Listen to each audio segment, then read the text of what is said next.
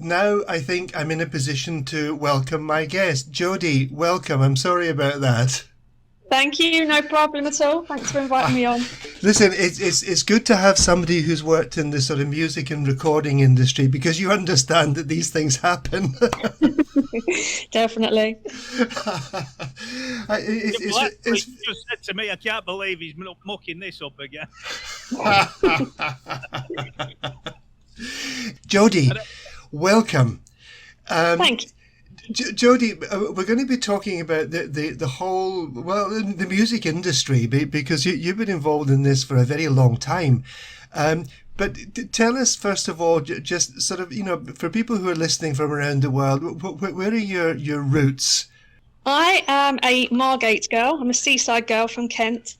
And then I lived in London for 16 years, or in and around London. Right, And I've moved to Mijas 15 years ago. right. And why Mijas? Why did you decide to come to this particular part of Spain? I think from when I was a young teenager, we used to go on family holidays every year.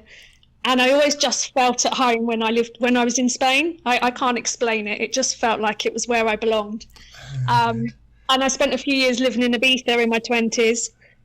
But when it came to finally making the move, I knew this area a little bit. I'd been here 4 or 5 times, so I felt quite comfortable here. Right. And I just preferred it to the islands because it's a bit more all year round, a season that's not crazy in the summer and nothing in the winter like the islands. So, yeah, I decided to come somewhere I knew with the sunshine.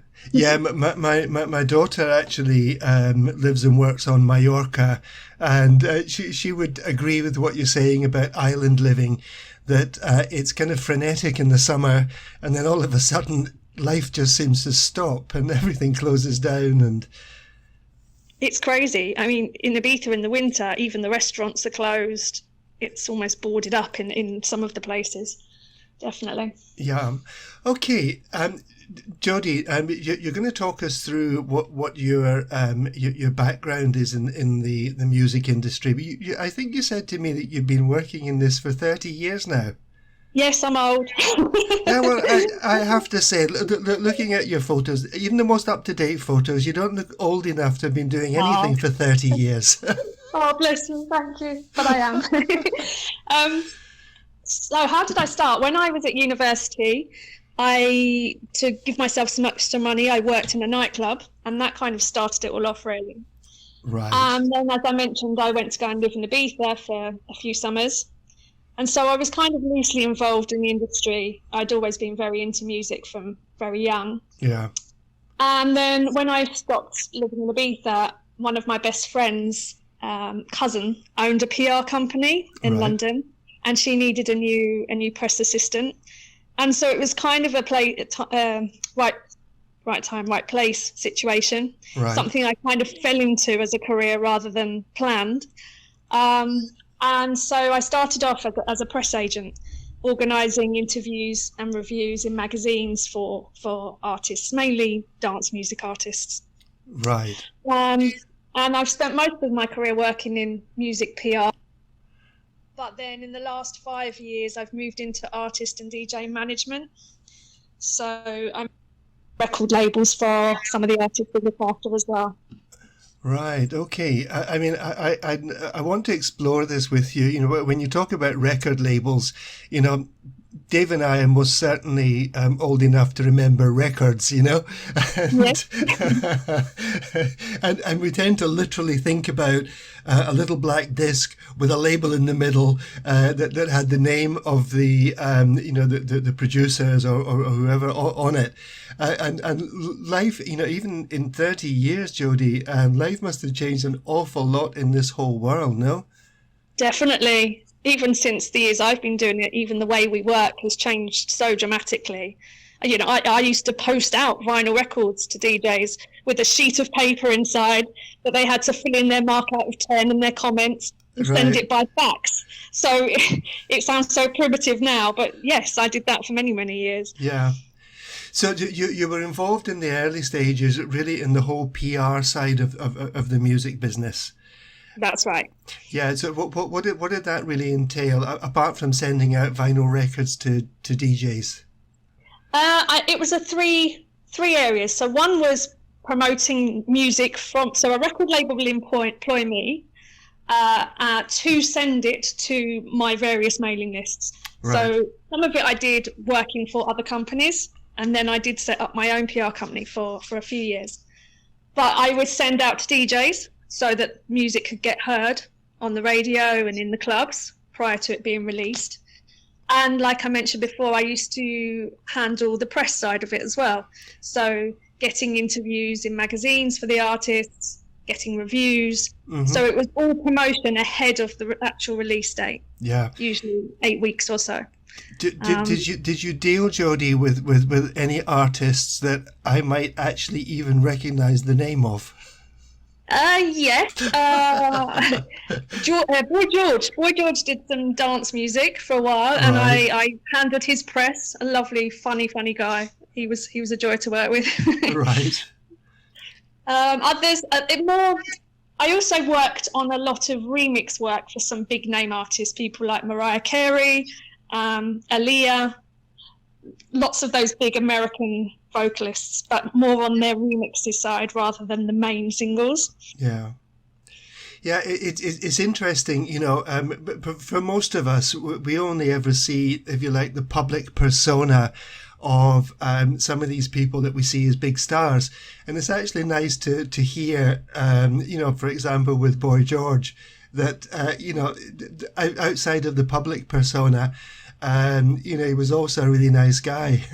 He was super funny. His emails used to make me laugh. Yeah. Okay, so you know, you've been working in this area for a long time, in contact with a lot of artists. Dave sent a message that was saying that he remembers getting the white label stuff. That's it. and were those exactly the kind of things that you were talking about? The discs that were being sent out to, you know, to various people to play or to review. That's it. Yeah, I mean, as I said, I used to spend many hours stuffing vinyl cardboard and reaction sheets and stamps and getting those posted out. That was a big part of the job back then. Yeah. I've got to tell you guys as well, when I was in the clubs in Manchester, when we used to play white label stuff, we used to worry to death because we hadn't heard the stuff that we were lining up. And you'd stick it on a turntable and start playing it, and you were waiting for the dance floor to either fill or everyone bugger off. And it was the most stressful thing you could do, is receive anything that was on a white label, because you didn't know who the artists were. You just thought, fingers crossed, they hope this is good. Right? That's the way to test it, though, right? Yeah, exactly. Oh yeah, it was great. It was great when it came off. Everybody loved it. They're all coming up going, "What was that? What was that?" So you know, it was great. But if something was bad, oh god. How to clear the dance floor. Exactly, yeah. It's like a bad smell. Everyone went, "Oh, don't like this." Boom, off. You know, you'd have everyone stood around the dance floor for about 3 minutes while we were thinking, right, change it. And then you'd see back on the DJ box, everyone trying to get a different mix on the go, so it's get the floor back going again. Yeah. So, you know, when these things were sent out to people, Jodie, did you find that the responses were quite, you know, similar to individual records, or did you find that some people loved it and some people hated it? How did that generally work out? You could generally tell from the reactions when a track was going to be a big hit. It was quite universal that it was well loved. But yes, it would vary considerably depending on the personal tastes, and some of the comments were hilarious. They didn't hold back. Well, I can imagine if Dave had been sending you comments, he wouldn't have held back anyway. Oh no, that was I used to get myself in trouble because I remember when Jason Norris, I was mates with Jason when he went in Take That. When they first brought out their stuff and he came in the club and gave it me, I was ripping it to pieces at first. Then obviously he took off, and we used to play five-a-side together on a Saturday morning. And then the next thing is, we're on tour in Germany. It's like, oh hello, you know. And that was me slagging it off at first, and I'm thinking, oh my god, it's actually took off. Yeah. Love a bit of Take That. Yeah. It was. It was crazy. I mean, I've not spoke to him. There's 9 in the family, and all the brothers all look the same. And one of his brothers was in the club one night, stood at the bar, and he was telling everyone he was Jason. So I grabbed the mic and I was saying, right, well, ladies and gentlemen, we've got Jason Orange in the club tonight. He's going to get up and give us a solo a bit later on. You could see the panic on his face. So, but they used to bring records in and stuff that was like demo tracks to say, would you put it on and play it? And he actually used to go around the different nightclubs around Manchester doing dance routines as well before it took off. But yeah, that was me thinking, big clever. I was ready to slate him, and then the next minute, it all took off. So he's done well for him, bless him. Yeah, certainly did. Yeah. I've got a question from Dave here. I don't know if it's for me or for you, Jodie. Have you heard of the Terry Green project? Can't say I have. Right, okay. I have. Wait till I play this in a bit for you. The next big thing. Well, I'll tell you now, they're not English. Oh, okay. So you've got to listen to it and tell me where you think they come from. Okay, we'll do that around the half hour, Dave. Okay. Yep. Jodie, how did this whole thing work? I guess people rented a studio, made their record, and then they did come to you and say, "Will you push this out for us?" How did that actually work in practice? Generally, that part is where the record label comes in. So back then, people tended to have to invest more money to actually create tracks in the first place. Now everybody can make tracks in their bedroom on a computer to a certain level. Back then it was a little bit more musical. People that made the music were generally musicians. Right. So once they had their demos made, their next port of call was to try and get that music signed to a record label. And a label would decide if they felt that it was worthwhile to be released. And then the label themselves do the actual release of it themselves, not the artist directly. Right. Okay. So really, this was them sort of putting themselves out for being grabbed by a record label, hopefully getting a contract with them. Yeah. That's it. Yes. Yeah. Especially then. I mean, even now, even small bedroom DJs, the plan is that they go and find a record label, even if it's a small independent. Many of the big name DJs do have their own labels now, right? But they'll still release on other labels as well, not just only their own. Right. Okay. And this is something that's always kind of puzzled me, and I don't know whether you have an answer for this, Jodie. It's like I've heard musicians, and I think, my God, they're absolutely fantastic, and they never seem to, I don't know, make the break into the big time. And I've heard other people who've clearly made it into the big time, and I think, oh my God, that's awful. How does that whole thing work? And is it really based on talent and ability or musicianship, or is there something else going on in the background there? I think part of it is a lottery. Like you said, there's so many talented people that never make it. And others that get there through pure determination and drive and focus. If someone like Madonna, I'm not saying she's not talented, but she pushed and pushed and pushed to make herself get to where she wanted to be, and she made that happen. After having the doors shut in her face many, many times, she kept going. And I think the ones that make it generally all have that common ground. They are so determined to be successful. Yeah. And like you say, there's a lot of people that sadly don't make it, and it's circumstance more than actual anything to do with their talent. Yeah. It's the luck of the draw, and who you know, and being in the right place and knowing the right people does definitely help. Yeah, is it a very sort of incestuous business? You've got to have these contacts sort of within the business to make it in the business, or the complete unknowns sometimes just spring into it.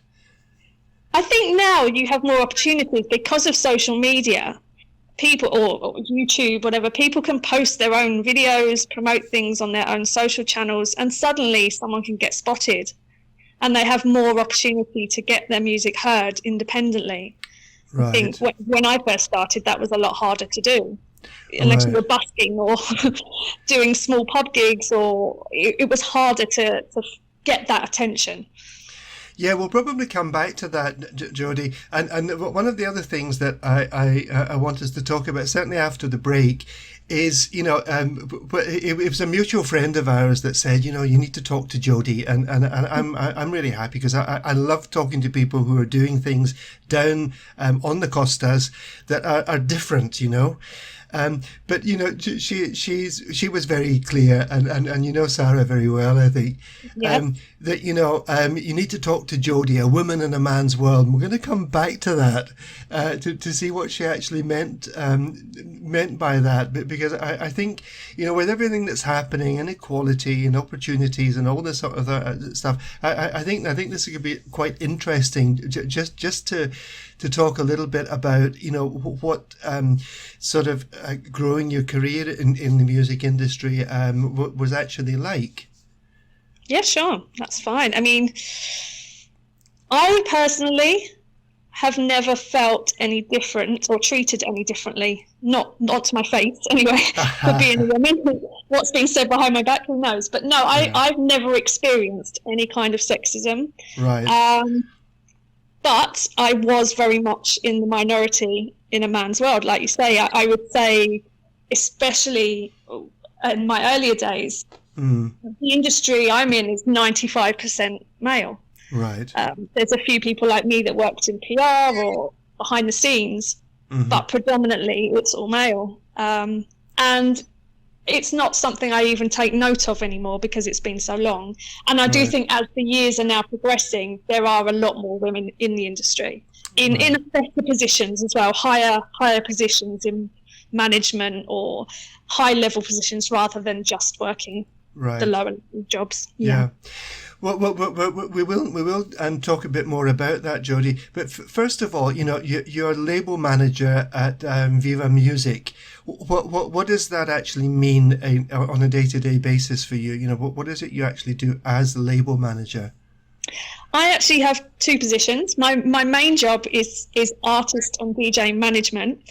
Right. And we have a number of clients that are internationally well known, that travel the world in the clubs. Yeah. And they also have, for the most part, their own record labels. And for one of our artists, I manage his 4 record labels as a separate thing. So he gets sent demos from new artists or artists from all over the world looking to release their music. He chooses which tracks he thinks he wants are worth releasing or have an audience. And then I take over and do the logistical work of getting that music released. Right, okay. So I guess doing this now is very different from where you started off, where you were putting black discs with cardboard in an envelope with a return stamp and a questionnaire. Very much different, yes. Yeah, it's easier as well, I guess, yeah. It's so much easier to be able to get music to the masses in one click of an email button, right? Whereas before, everyone had to be phoned individually. Now, I was actually involved in one of the first ever digital promotion companies that was created. Right. So moving from the posting out the vinyl records, I worked with an amazing guy called Eddie Gordon, who at the time was the manager of Pete Tong and Judge Jules on Radio 1. And he came up with an idea to create the first ever digital platform. So DJs would be registered within a system, and with a click of a button, everybody could be sent the new music, and they could react online through the system rather than having to post anything out. And he was a bit of a trailblazer with that style, and I worked with him to build that company. Right. And now, when was that? Just out of interest, Jodie. I started working with him in 2004, I think. Right. And obviously now the music industry has all gone that way. But at the time, we were trying to persuade the sort of big, older music executives that this was the way forward. So it took a while. but we got there. Yeah, well, you know, those of us of a certain age kind of think of 2004 as the day before yesterday, you know. But actually, when you think about it, I mean, we're heading on for 20 years ago, which really was a big step forward, wasn't it? It changed the industry completely. Yeah. Yeah. Jodie, we're going to take a short break. I don't know what goodies Dave has in line for us. So we'll take a short break now, and we come back. We're going to talk a little bit more about your story. Okay. We'll be back in a second.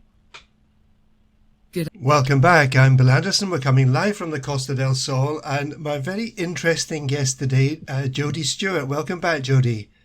Hello. Jodie, for anyone who may have missed the beginning, tell us what you do.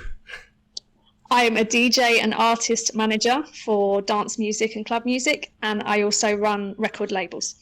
Right. Okay. So really, we're right into the whole music industry now, aren't we? That's it. Yeah. And Jodie, you've been around in this business in one form or another for a very long time. When you moved, you said about 15 years ago to the Costa del Sol. Yes. Did you find that the kind of work you were doing changed a lot, or was it just easier to do the same thing from a different location? I was very lucky because, as we know, when you first move here, it's very hard to find suitable work. A lot of people struggle to find work. Yeah. I actually moved here with my job. As I mentioned earlier, we changed the way we worked to a digital side. And that freed me up. I could do my job wherever I lived. So Yeah. I was able to come here to Spain and continue with my job just the same. So I was very lucky. Right. So instead of sitting indoors in the UK with the central heating on, you could you could sit outdoors in the sun and do the same thing. Yeah. Perfect, right? It sounds like a good option, doesn't it? It certainly suits me better. Yeah. And you know, have you been able to pick up sort of new aspects of work by living down here and meeting new artists here on the Costa del Sol? To be honest, I don't really work with anyone particularly local. Right. The people that I work with are all over the world and travel all over the world. In the summer months, some of my DJs do come and play here in Marbella quite regularly, Okay. in Malaga. But on a day-to-day, no, I'm not working with anyone local. Right. Okay. So you actually help to organise the DJs who come over to do the events and things over here? The promoters work with agencies, DJ agents, to organise their actual DJ work. My work is more behind the scenes. So if they're releasing music, I help to get that music signed to record labels and coordinate all their releases.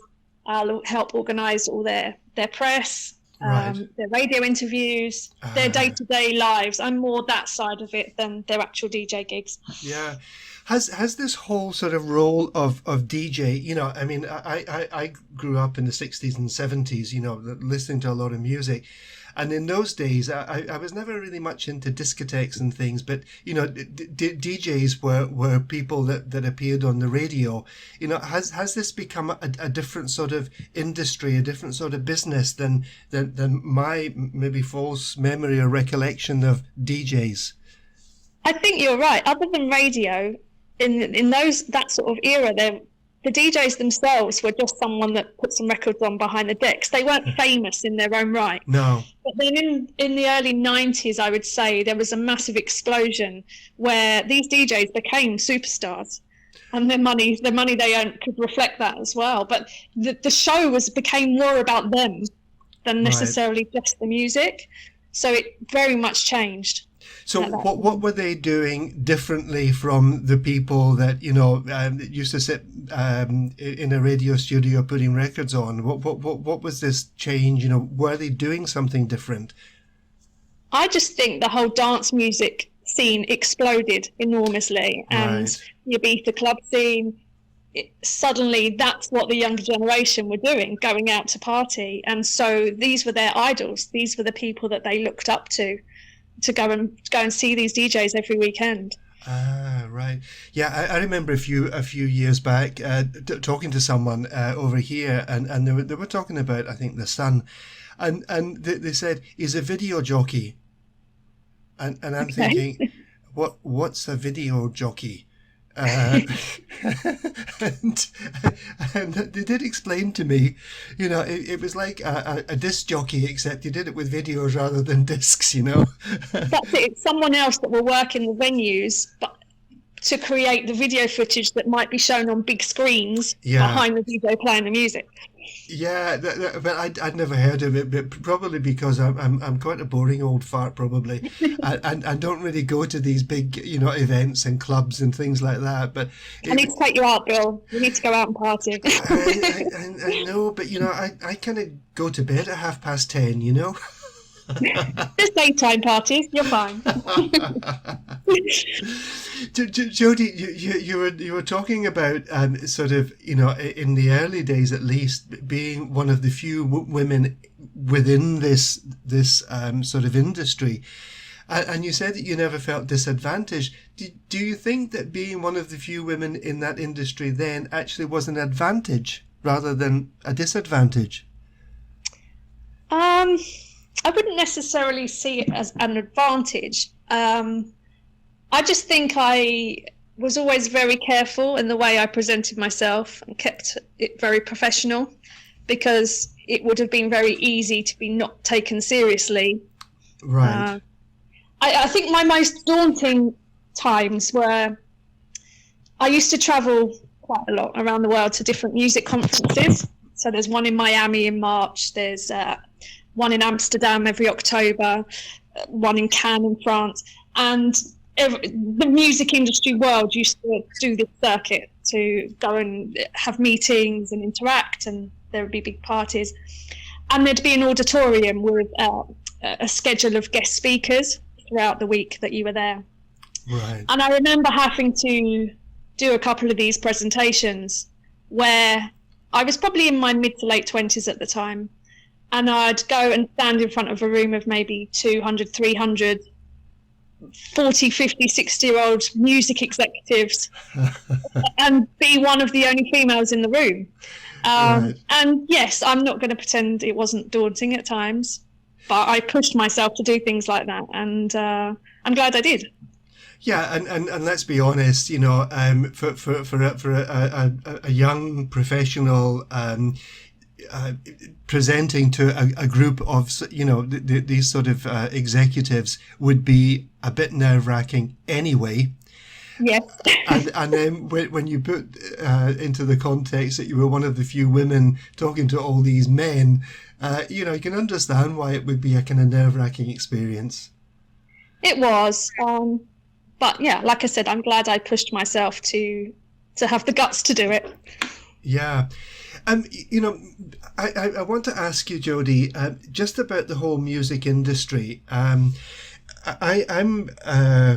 Dave will very often say to me, "You'll know this one, you'll know that one." Actually, I haven't heard of a lot of the stuff that he plays. It's not that I don't like it, but I was aware, I don't know when it happened, if it was in the 90s or late 80s and into the 90s, that there was a kind of change in what I remembered as just, I don't know, I'm going to call it art in music, to what seemed to me just commercialism in music. Does that make sense to you? In terms of that the artists themselves, it became more about, before it was very much about the artistry, your David Bowies, that kind of Queen, and then it became more commercialised, you mean, more like a factory churning out standardised hits, Stock Aitken and Waterman type music. Yes, I think so. I think people realised the money that could be made, and it became more and more like a business for a lot of people. And I know there was a lot of people that were very much taken advantage of in that pop commercial world, where you would imagine they'd be multimillionaires for the amount of music that they released, publicity that they had, or TV shows, but they actually walked away with peanuts at the end of a long career. It could be a dangerous game. Yeah, was this just about certain either labels or promoters or whatever just taking advantage of it, or were there other reasons for that? I think it became a bit of a cash cow Right. for a lot of, a lot of labels put together the bands themselves, pop bands I'm talking out generally. Not so Hmm. much in my scene, but in that more commercial world. Yeah. A good example is S Club 7. Okay. I knew one of the people from S Club 7, and I know how much they were very taken advantage of in terms of what they were paid, almost like a wage, but Right. for what everybody else earned out of them. It was, they had it tough, and they weren't the only ones. Yeah, I guess that always happened to some extent within the music industry, Yeah, but it sounds like that there was just a big opportunity waiting there for people who were perhaps a bit less integrity to exploit these new opportunities. Yeah. that's it. And there's a lot of young kids that want to be famous. They want to be pop stars, and they'll sign the way. They'll sign these contracts without really knowing what they're signing themselves up for necessarily. Yeah, I mean, there is this thing around. I certainly see it, although I don't follow this business very closely. But everybody wants to be famous, don't they? These days, especially, yeah, or Yeah. even Instagram famous now. You don't even need to have a talent; you just need to pose. Yeah, and I guess the music industry is no different because there are people who are famous for just having been on a TV show, for example. They've never actually done anything to be famous for other than being on a show. And I guess the music industry must be very similar in that respect. Always, yeah. But I do think that the real talented artists do break through generally. Yeah. And are there a lot of really talented artists out there, or are they all on the commercial route, just making music to sell or to make money? Or do you think there are still people in there for the art? I think there are, yes. Maybe sometimes their journey to get to high levels of fame isn't as easy, but it gives them more longevity. If they stick to their lane, and this is me, this is my identity, this is how I want to present myself, and not stray from that, or be told by someone, you need to change your music, you need to be this, you need to look a certain way. If they stick to themselves and they believe in their talent, in the end, their careers will be much longer and better. Yeah. And what do you think is around at the moment, Jodie, that people are going to still be listening to in 30 or 40 years' time? I'm going to pin you down here. I'm going to put you on the spot. I'm just thinking back to certain songs that were very popular in the 60s, in the 70s, maybe even into the 80s, that people are still listening to now. What kind of artists and what kind of music do you think is around at the moment that people will still be listening to in 30 or 40 years' time? It's very hard to know who will be, like you say, people remember the Beatles, the Rolling Stones as the classics from that era. Who will be the classics from this era? Yeah. I think Harry Styles is building himself a very good career from One Direction. I mean, he's huge in America and Right. globally. I think at the moment he seems to be going down that real artistry lane. Sorry, I'm just reading the comments and making me laugh. But in terms of even my side of it, the dance music industry, I mean, now a lot of the tracks that are big in 2022 are tracks from 30 years ago from the clubs that were Right. huge, and they've stood the test of time, and now it's all new remixes coming out. And I'm sure a lot of the younger generation think that they're new tracks, but they're all classics. Yeah. Yeah, Dave reckons that Black Lace Agadoo is going to be one of the classics of all times. And Mr. Blobby. Mr. Fluffy.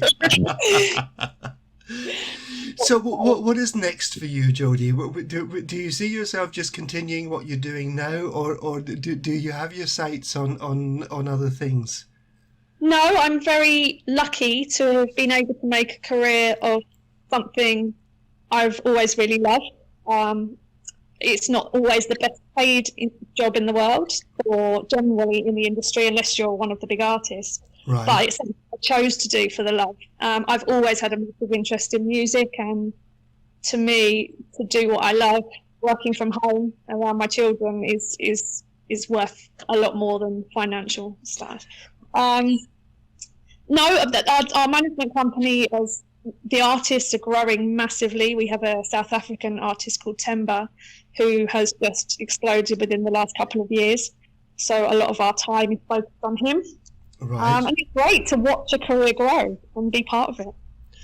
Yeah. So really for you, it's more of the same. But I guess you're technically, are you self-employed? Yes. Yeah. So I guess, like a lot of self-employed people, when you're saying, the money and whatever, it's probably feast or famine. It's, you seem to have loads of things to do, or things just go quiet. Yeah. Well, let's not talk about the COVID era. Yeah. Because the DJs couldn't work. There was no income for them and for us. So yes, that was a difficult time, to say the least. Yeah, but thankfully we're out the other side now. I think for everyone in the music industry, even people who are making their living, as singers around the restaurants and the clubs that down here, it was just a disastrous time for them, wasn't it? Of course, I can't imagine how everybody made it through, but we all did somehow. Yeah, well, some just went out and found another job, and doing anything, and have found it difficult to get back into the music scene again now. Yes, but I think this summer has proved that everything's back on track, especially here on the coast. It was an amazing summer. So many things were happening, so much live music again. And it was great to see. I enjoyed getting out and getting back into those venues again.